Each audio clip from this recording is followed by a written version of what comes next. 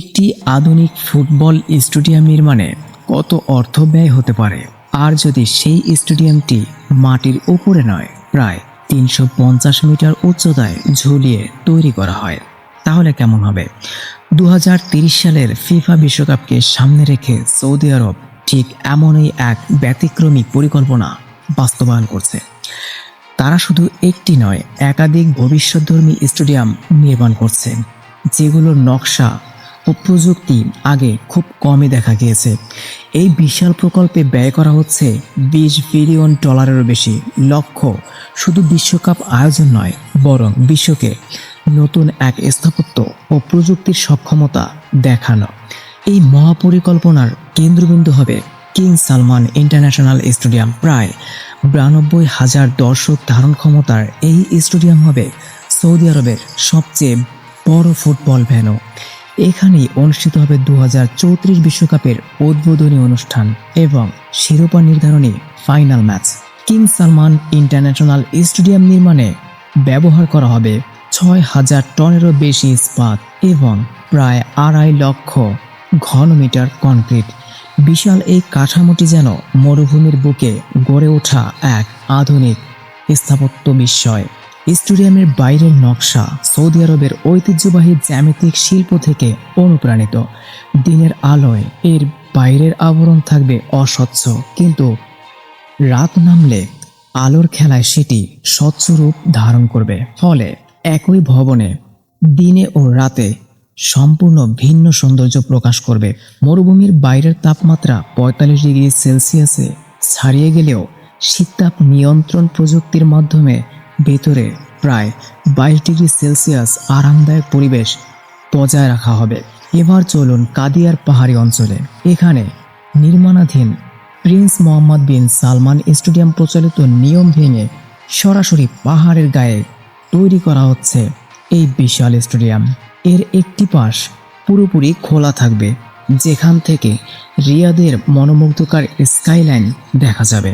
এত বড় স্থাপনাকে নিরাপদ রাখতে পাহাড়ের ভেতরে বসানো হচ্ছে প্রায় ২৩০০টি শক্তিশালী রক অ্যাঙ্কর। এগুলো স্টেডিয়ামকে দৃঢ়ভাবে পাহাড়ের সঙ্গে সংযুক্ত রাখবে এবং কঠিন প্রাকৃতিক পরিস্থিতিকেও কাঠামোর স্থায়িত্ব নিশ্চিত করবে। এই স্টেডিয়ামের নকশায় ভূমিকম্প ও আকস্মিক বন্যার মতো দুর্যোগের বিষয় বিবেচনা রাখা হয়েছে। লক্ষ্য প্রকৃতিকে বদলে দেওয়া নয়, বরং তার সাথে সামঞ্জস্য রেখে আধুনিক স্থাপনা তৈরি করা। এখানকার মাঠও অত্যন্ত বহুমুখী। মাত্র ৬ ঘন্টার মধ্যে প্রাকৃতিক ঘাসের মাঠকে কৃত্রিম টার্ফে রূপান্তর করা যাবে। ফলে ফুটবলের পাশাপাশি কনসার্ট বা অন্যান্য বড় আয়োজনের জন্য অল্প সময়ে মাঠ প্রস্তুত করা সম্ভব হবে। এছাড়া আবহাওয়া খারাপ হলে স্টেডিয়ামের চলমান ছাদ ১৫ মিনিটে সম্পূর্ণ বন্ধ করে দেওয়া হবে।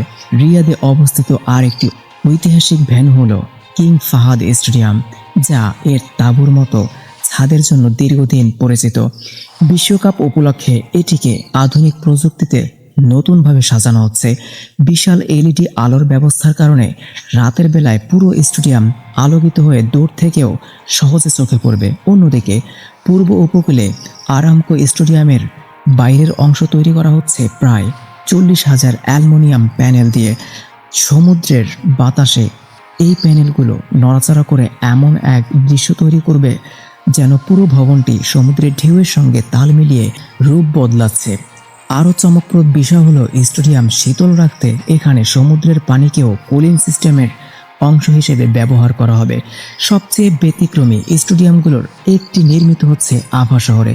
সমুদ্রপৃষ্ঠ থেকে প্রায় ২২০০ মিটার উঁচু পাহাড়ের চূড়ায় অবস্থিত king Salman king Khalid university স্টেডিয়ামে উচ্চতার কারণে বাতাসের চাপ কম থাকে, তাই খেলোয়াড়দের স্বাভাবিক পরিবেশ দিতে এখানে বিশেষ বায়ুচাপ নিয়ন্ত্রণ ব্যবস্থা ব্যবহার করা হবে। পাশাপাশি পাহাড়ের শীতল বাতাসও স্টেডিয়াম ঠান্ডা রাখতে কাজে লাগানো হবে। তবে সবচেয়ে সাহসী প্রকল্প হলো নিয়ম স্কাই স্টেডিয়াম। প্রায় $১ বিলিয়ন ব্যয় নির্মিত এই স্টেডিয়ামটি মাটিতে নয়, বরং ৩৫০ মিটার উচ্চতায় ঝুলন্ত অবস্থায় তৈরি হবে এবং এতে প্রায় ৬৪,০০০ দর্শক একসঙ্গে খেলা উপভোগ করতে পারবেন।